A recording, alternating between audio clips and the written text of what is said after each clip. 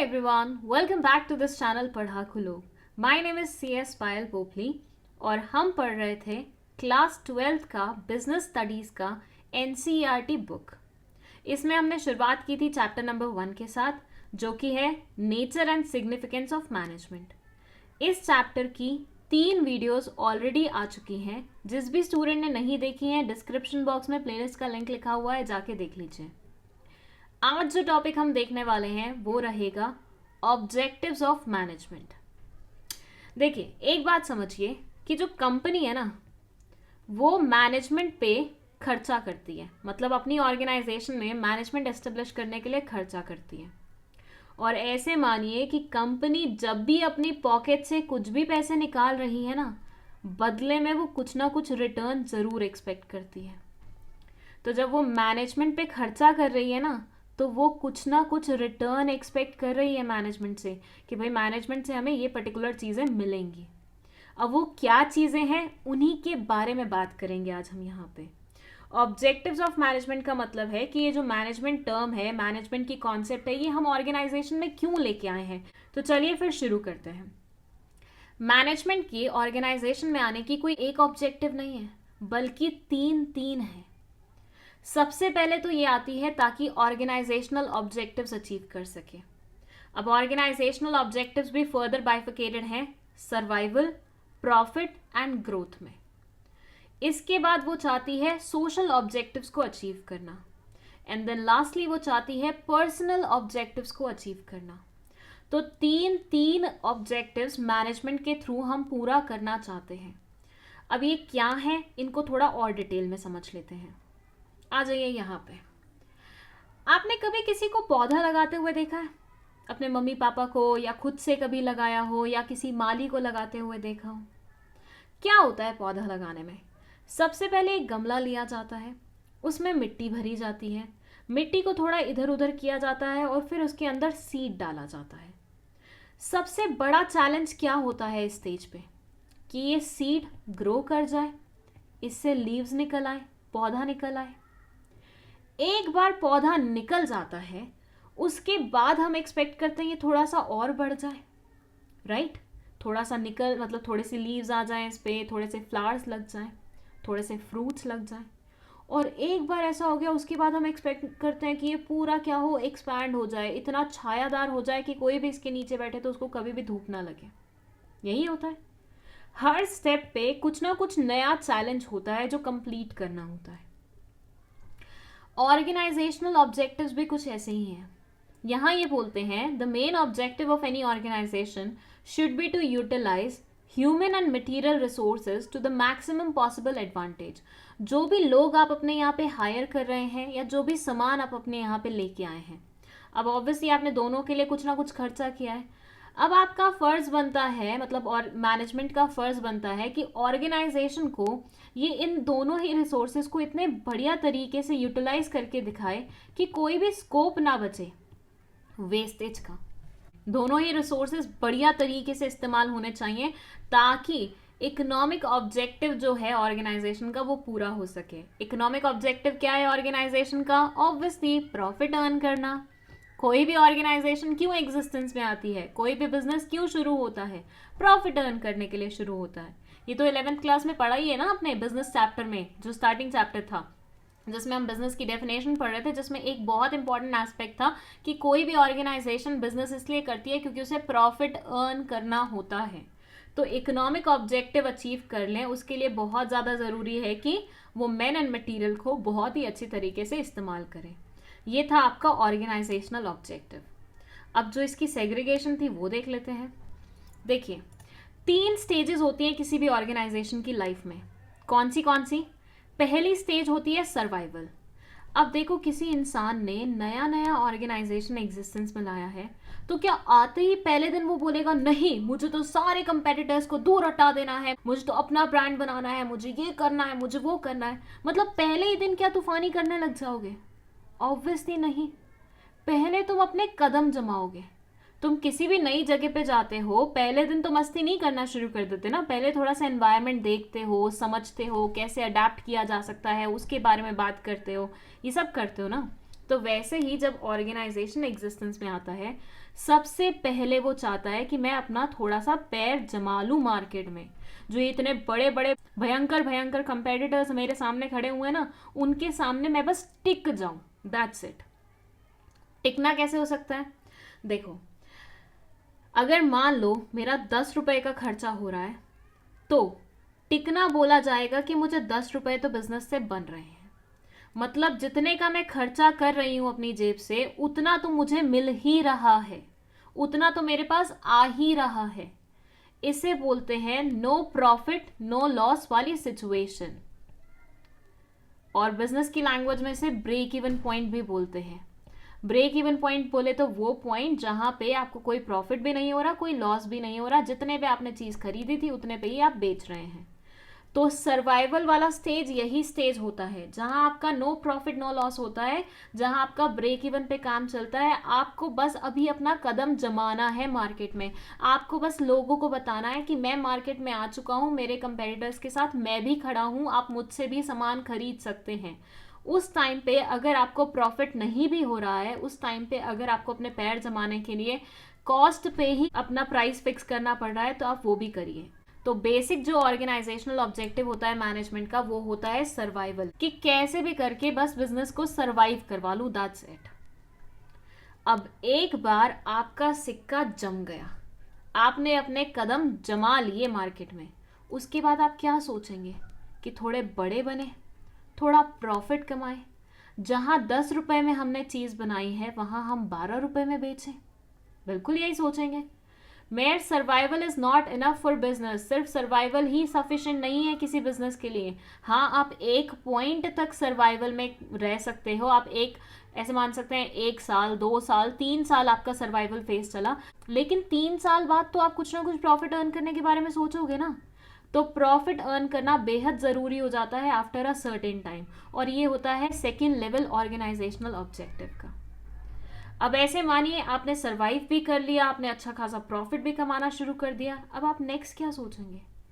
आप नेक्स्ट सोचेंगे ग्रोथ के बारे में, कि चलो बड़े बनते हैं, कुछ बड़ा करके दिखाते हैं। To remain in the industry, management must exploit fully the growth potential of the organization. एक ऑर्गेनाइजेशन का इतना ग्रो करने का स्कोप है, लेकिन वो अभी इतने पे ही फंक्शन कर रही है, तो क्या करेंगे? तो उसे इतना एक्सपैंड करने के बारे में सोचेंगे। तो ग्रोथ में बेसिकली हम सोचते हैं कि कैसे हम बड़ा बन सकते हैं, कैसे हम तरक्की कर सकते हैं, ग्रो कर सकते हैं।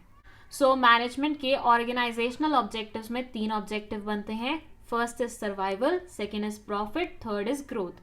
सर्वाइवल में आप किसी भी तरीके से ऑर्गेनाइजेशन को बस सर्वाइव करवाने के बारे में सोचते हो, चाहे आपको ब्रेक इवन पॉइंट पे ही डील करना पड़े। प्रॉफिट में आप थोड़ा सा एक्स्ट्रा कुछ कमाने के बारे में सोचते हो, और ग्रोथ में आप सोचते हो कि किस प्रकार से आप अपने पूरे पोटेंशियल पे काम कर सकते हो, किस प्रकार से आप जितना आपका स्कोप बनता है उतने बड़े बन सकते हो। सो इतना ही था ऑर्गेनाइजेशनल ऑब्जेक्टिव में। Now let's move to social objectives. भाई देखो, एक ऑर्गेनाइजेशन जो एग्जिस्टेंस में आती है, वो कहाँ एग्जिस्टेंस में आती है? सोसाइटी में। वो अपने रिसोर्सेज कहाँ से लेती है? सोसाइटी से लेती है। वो अपने एम्प्लॉयज कहाँ से लेती है? सोसाइटी से लेती है। तो क्या ऑर्गेनाइजेशन का सोसाइटी को कुछ वापस देने का बनता नहीं है? बिल्कुल बनता है। तो मैनेजमेंट का एक ऑब्जेक्टिव ये भी होता है कि जिस सोसाइटी ने हमें इतना कुछ दिया है, क्यों ना हम रिटर्न में उसे कुछ दें। सोसाइटी अगर आपसे खुश रहेगी तो ऑब्वियसली आपकी ऑर्गेनाइजेशन की गुडविल अच्छी होगी और आपकी ऑर्गेनाइजेशन भी खुश रहेगी। तो यहाँ ये बोलते हैं it involves the creation of benefit for the society, मतलब मैनेजमेंट कुछ ऐसा काम कर रही है जिसकी वजह से वो सोसाइटी के लिए कुछ बेनिफिट क्रिएट कर रही है, सोसाइटी के लिए कुछ भला कर रही है। As a part of society, every organization, whether it is business or non-business, has a social obligation to fulfill. कोई भी ऑर्गेनाइजेशन हो, चाहे वो बिजनेस वाली हो, नॉन बिजनेस वाली, मतलब NGO types, non governmental organization जो कि सर्विस मोटिव के लिए आते हैं या सोशल वेलफेयर के लिए एग्जिस्टेंस में आते हैं, किसी भी तरह का बिजनेस हो, हर किसी की सोशल ऑब्लिगेशन बनती ही बनती है। देखिए पहले क्या होता था ना, सोसाइटी में ऐसा एक भ्रम होता था कि सिर्फ जो एनजीओज है ना वही सोसाइटी की वेलफेयर के लिए काम करेंगे, बट बहुत ही जल्दी ये मिथ खत्म कर दिया गया। उन्होंने बोला आप चाहे एनजीओ वाला काम कर रहे हो या फिर आप प्रॉफिट अर्निंग वाला काम कर रहे हो, आप इस सोसाइटी में फंक्शन कर रहे हो, इस सोसाइटी से तुम्हें सारी चीजें मिल रही हैं, तो क्या तुम्हारा फर्ज नहीं बनता इस सोसाइटी को कुछ वापस देने का? बिल्कुल बनता है। तो सोशल ऑब्जेक्टिव्स में हम सोसाइटी को कुछ ना कुछ रिटर्न में दे रहे होते हैं। अब इसका एग्जाम्पल कैसे हो सकता है कि आप बढ़िया क्वालिटी के प्रोडक्ट्स बना दीजिए, कम दाम में, अफोर्डेबल दाम में अच्छी क्वालिटी के प्रोडक्ट्स लोगों को दे दीजिए। आप ऐसे फंक्शन करिए कि एनवायरनमेंट को कोई भी हार्म ना हो। आप ऐसे काम करिए कि एनवायरनमेंट हमेशा आपसे खुश रहे। तो ये सारे तरीकों से आप सोशल ऑब्जेक्टिव्स को अचीव कर सकते हो। चलिए अब आ जाते हैं हम हमारे लास्ट ऑब्जेक्टिव पे, दैट इज पर्सनल ऑब्जेक्टिव। अब भाई देखो, ऑर्गेनाइजेशन लोगों से मिलके बनता है। कोई भी ऑर्गेनाइजेशन बिना लोगों के नहीं चल सकता। अब ये सारे लोग जितने भी आपको दिखाई दे रहे हैं वो कहीं अलग अलग जगहों से आते हैं, अलग बैकग्राउंड्स होते हैं इनके, इनकी पर्सनालिटीज अलग होती हैं, एक्सपीरियंसेस अलग होते हैं, और ऑर्गेनाइजेशन को ज्वाइन करने के जो ऑब्जेक्टिव होते हैं ना वो भी अलग होते हैं। तो पर्सनल ऑब्जेक्टिव में आप मेक श्योर करते हो कि जितने अलग अलग लोग आपके यहाँ आए हैं ना उन सबको आप साथ लेके चल सको और ऑर्गेनाइजेशन का ऑब्जेक्टिव जो है उसे अचीव करवा सको। And at the same time ये जो सिंगल इंसान है ना जो अपने खुद के कुछ सपने लेके ऑर्गेनाइजेशन में आए थे, उनको मदद करो ताकि वो अपने सपने पूरे कर सके। अब आप सोचेंगे मैम ये कैसे हो सकता है, मतलब बीइंग ऑर्गेनाइजेशन के मैनेजर लोगों को तो बस यही सोचना होगा ना कि ऑर्गेनाइजेशन के ऑब्जेक्टिव अचीव हो जाए, इनके पर्सनल गोल्स में अब कौन पड़ेगा? तो बेटा देखो, उनके पर्सनल गोल्स में तुम्हें एज सच पढ़ने की जरूरत नहीं है। तुम्हें कहाँ पढ़ना है? तुम्हें बेसिकली ये इंश्योर करना है कि अगर ये मेरा एम्प्लॉय है, इससे मैंने 7 घंटे काम कराया है, तो मैं उसको उतनी सैलरी तो दे दूँ जितनी जस्टिफाइड हो उसके काम के लिए। ना मैं उसको ज़्यादा सैलरी दूँ काम के अकॉर्डिंग, ना मैं उसको कम सैलरी दूँ काम के अकॉर्डिंग। यूँ नहीं हो कि मैं 12-12 घंटे किसी इंसान से काम करा रहा हूँ और उसके बाद मैं उसको सैलरी दे रहा हूँ 2,000 रुपये, 3,000 रुपये। ये को तुक नहीं बनेगा ना। मतलब उस इंसान ने इतनी घंटे मेहनत करी है, उसके बाद what you are paying them, not even bare minimum, right? So ऐसा नहीं होना चाहिए। जिस इंसान से तुम जितना काम लेते हो उतना ही उसको पेमेंट दो, मतलब जस्टिफाइड वे में उसको पेमेंट दो। अगर तुम उसे जस्टिफाइड वे में पेमेंट नहीं दे पा रहे तो वो इंसान कहीं ना कहीं तुम्हारी ऑर्गेनाइजेशन में अपना 100% देना पसंद नहीं करेगा और तुम उसकी फुल कैपेबिलिटीज को यूटिलाइज नहीं कर पाओगे। तो अगर मुझे लगता है कि इस इंसान की कैपेबिलिटी बहुत ज़्यादा है, ये अच्छे से काम कर सकती है और मैं इससे काम करवा भी रही हूँ अच्छे से, तो मैं उसको पेमेंट भी अच्छी दूँ। अब इस पेमेंट से इसको जो भी अपने पर्सनल सपने पूरे करने हैं वो कर ले। सो ऑर्गेनाइजेशन पर्सनल ऑब्जेक्टिव में क्या मेक श्योर करता है? 2 चीज़ें मेक श्योर करता है। पहली तो ये कि ये जो डिफरेंट लोग डिफरेंट एक्सपीरियंसेस के साथ आए हैं वो सब साथ मिलके काम करें ऑर्गेनाइजेशन में और ऑर्गेनाइजेशन के ऑब्जेक्टिव को अचीव करें, टीम में काम करें।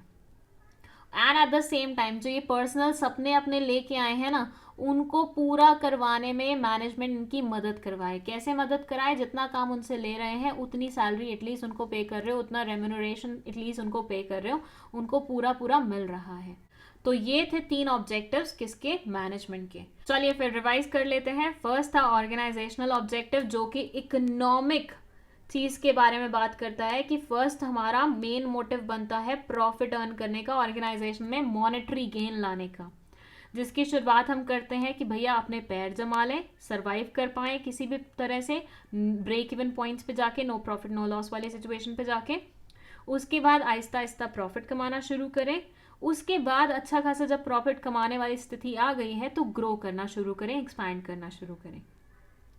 सेकेंड ऑब्जेक्टिव है सोशल ऑब्जेक्टिव जो कि सोसाइटी के टूवर्ड्स बनता है। कोई भी मैनेजमेंट सोसाइटी से ही अपने सारे रिसोर्सेज लेती है तो उसका बनता है कि रिटर्न में वो सोसाइटी को कुछ ना कुछ दे। और तीसरा है पर्सनल ऑब्जेक्टिव जो कि ऑर्गेनाइजेशन में जो लोग काम कर रहे हैं उनके पर्सनल ग्रोथ हो रही है, उनकी पर्सनल करियर एडवांसमेंट हो रही है, ये मेक श्योर करना मैनेजमेंट का काम बनता है। तो ये थे 3 ऑब्जेक्टिव्स मैनेजमेंट के। आई होप आपको ये अच्छे से समझ में आए हैं। अगर कोई भी डाउट है आप कमेंट सेक्शन में लिख सकते हैं. विद दैट नोट्स अवेलेबल होंगे बहुत ही जल्दी पूरी 12th क्लास के सिलेबस के. आप इसकी इंक्वायरी कर सकते हैं व्हाट्सएप नंबर पे जो कि डिस्क्रिप्शन बॉक्स में लिखा हुआ है. And at the same time ये पूरी सीरीज है जिसमें 12th क्लास का पूरा सिलेबस मैं कवर करने वाली हूँ, तो इस सीरीज को फॉलो करना शुरू कर दीजिए. ठीक है, अगर वीडियो पसंद आई हो तो लाइक कर दीजिए, अपने दोस्तों के साथ शेयर कर लीजिए और चैनल को सब्सक्राइब कर लीजिए. Thank you so much for watching this video.